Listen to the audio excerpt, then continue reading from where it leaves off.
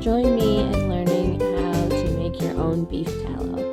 As you see there, it is already cooking in the pan. That's the fat that's been cooked off of the meat, and it's ready to put into jars.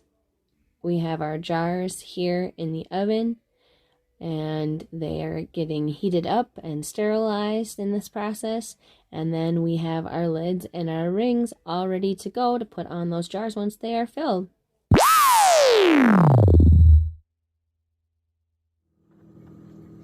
Alright, so what I've got going here is I'm trying to render down the fat from beef. If it was pork, it would be called lard. For whatever reason, if it's beef, they call it tallow. So you put a bunch of beef fat in the pot and a whole bunch of water and too much salt probably, and you cook it until you start getting some crispies in the fat that's got probably a little bit of meat left in it or whatever. And at that point you pull the crispies and the fat and all of the other stuff out, and what you're left with is this, with a whole bunch of water that's salty, but the salt congeals with the water, or is mixed with the water, but doesn't mix with the fat. So it doesn't matter how much salt you put in it.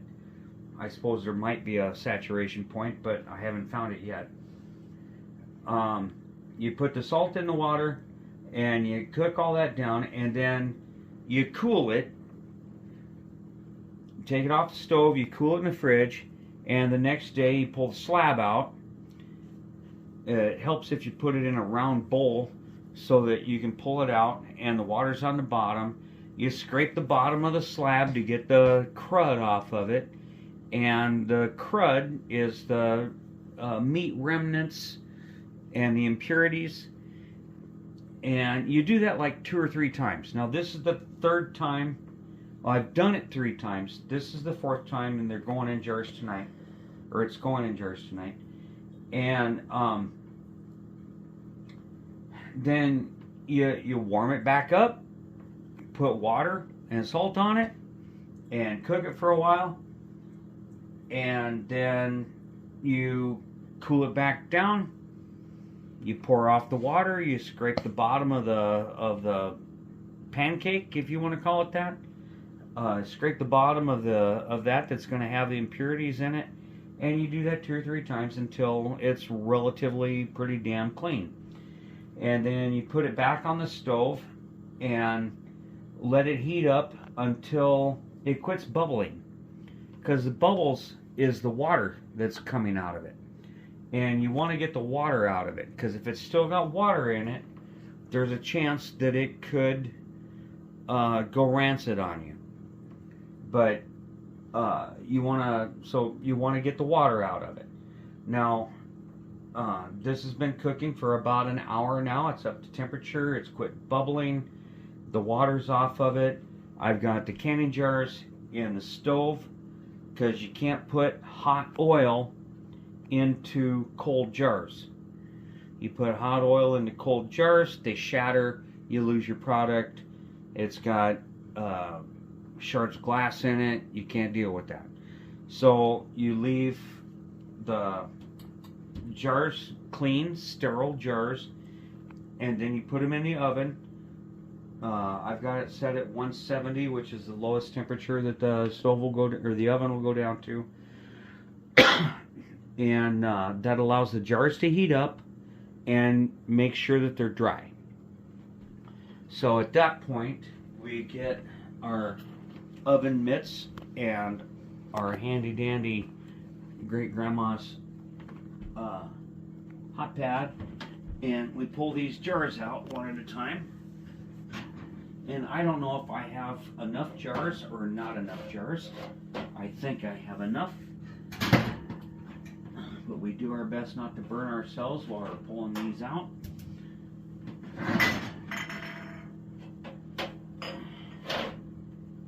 And these jars have been in the oven for the better part of an hour.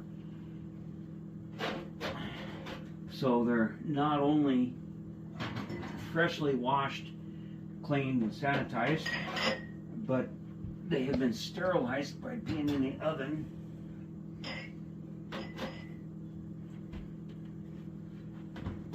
And shut the oven off.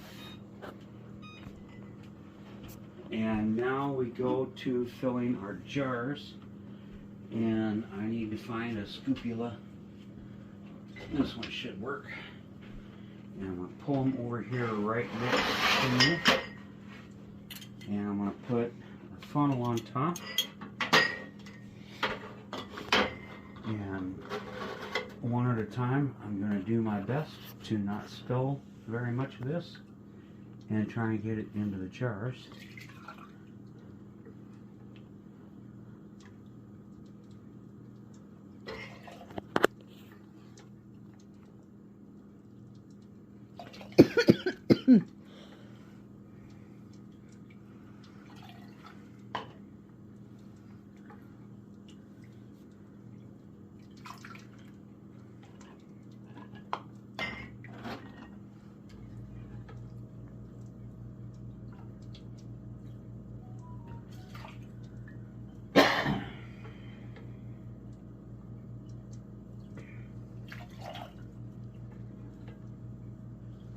And after you've cooked it 2 or 3 times, it gets rid of all of the beef flavor and beef smell, and all you have left is just clean tallow.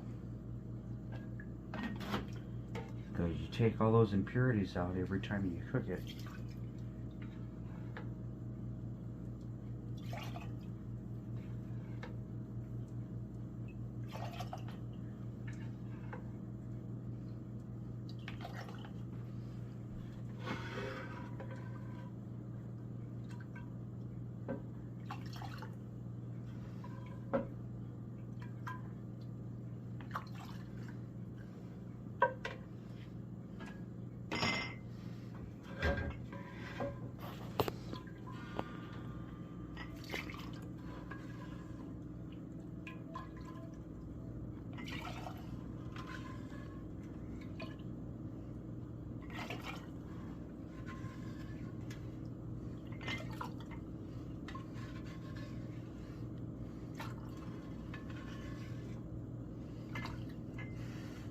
At the very bottom, there's a little bit of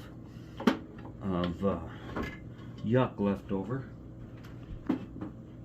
that didn't come out of the last rendering, so we'll do our dead level best to leave that in the pan. We have a strainer if you want. As we pour off this last little bit, and as soon as it looks like that stuff is coming, we'll leave it there and just throw away that last little bit, like a couple tablespoons or teaspoons maybe.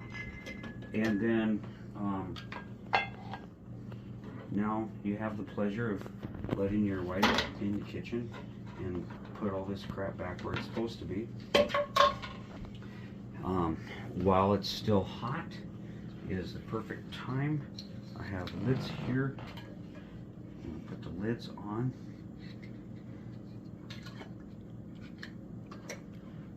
I prepped 6 jars, but only needed 4.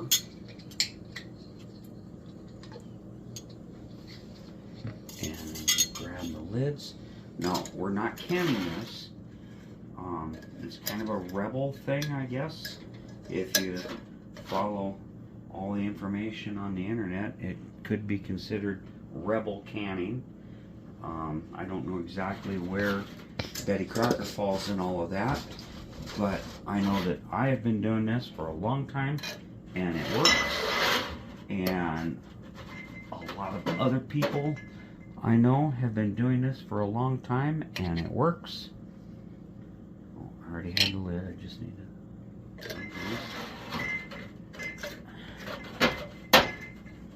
and go ahead and crank it down, because you're not canning this. It's hot fluid in hot jars. And when that cools, these jars will seal and you have 4 pints of beef tallow stored away, and that is shelf stable, probably longer than you and I will both live. What do we use it for? Oh, there's a lot of things. Anytime that you want to cook something, you need oil, and that'll work. In Mexican food in particular, if you're going to make beef tamales, you put that in with your masica and use that to aerate your masica, and it works good for that.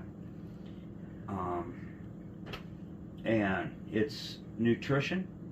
It's loaded with calories that, you know, if we don't have a store to go to, there's a way to put calories in your food, and it's a way to cook food when you don't have vegetable oil. There's probably a countless number of reasons why a guy would keep that around, but that's why I keep it around, just like lard. If you're gonna cook with oil, there's oil to cook with, and that's all you do is boil beef fat with some water and some salt, and the impurities settle, the fat comes to the top, you strain it off, do it 3 times, and when the water that's left, when you take it out of the fridge the next day, when the water is clear, there's no impurities in it left in anymore, and that is as clean a cooking oil as you'll ever get. And we made it ourselves. Yes. Well, this is Ron from Chivalry Timbers. Keep your timber shivering. Well, this is Ron from Chivalry Timbers. Keep your timber shivering.